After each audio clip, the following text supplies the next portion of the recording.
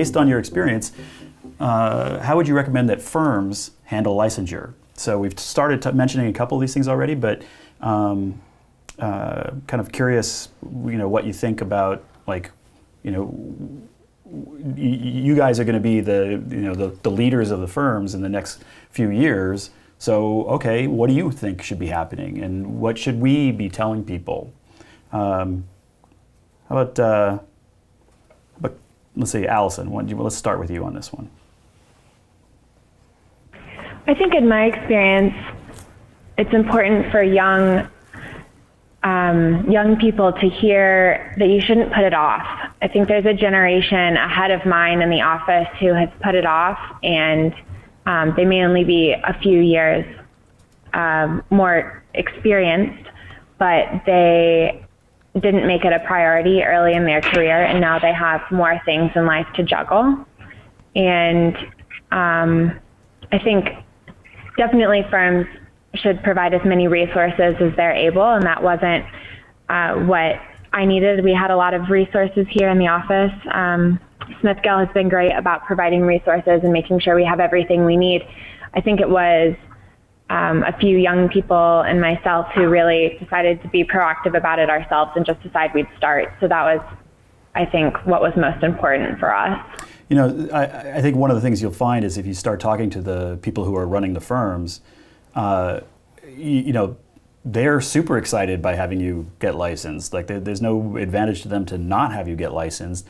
They just have other things on their mind. And so, if you say to them, hey, we don't have any resources here, you really got to get some resources for us so that we can make this happen, their response will probably be like, oh, yeah, hey, that's a good idea. Because, who thinks of it? Once if you're 15, 20 years past that, this doesn't come up in your mind. So that's part of what we mentioned before of you got to ask for it. You got to make it happen. How about Kyle? Any thoughts about that?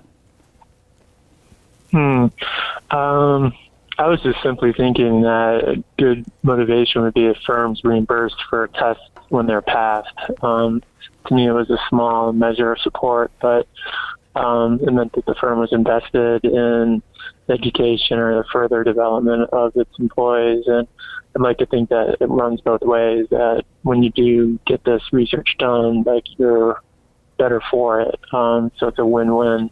There's absolutely no question that one of the things that I end up talking about, Mark and I both end up talking to people all the time who are in the process or past or whatever. And one of the things that universally everybody always says is, this is a crazy exam. It really made me frustrated. I was really annoyed, blah, blah, blah. But, I'm a better architect now that I've studied for this. I think what you're saying, Kyle, is that there's a moment there for the firms to realize, the fact that our folks are doing this is actually making them better for us, as a firm. And so finding ways to help that in a process, either by paying for, reimbursing for passing, or, finding good resources, or setting up lunch and learns with the experienced contractors and lawyers and people who they work with or something. There's lots of ways that the firms, I think, could be helping out. And I think if you ask for it, you can make it happen. Amanda, anything you want to throw in there? I would just say that the firm leader should be encouraging and speak out to all employees, especially I would say if you're a new hire, out of school or a few years out, to say, hey, we encourage you to get licensed. Here's all the resources for studying to pass the exams. Here are the benefits for once you do become licensed. Here's the doors that open once you're licensed. So things like that to encourage, motivate, and incentivize the intern architects out there. Yeah, absolutely. That's really great. So, all right, you all heard that. You're the leaders of the architectural world in the coming years. So make it happen, but also make it happen for yourself right now. That's right.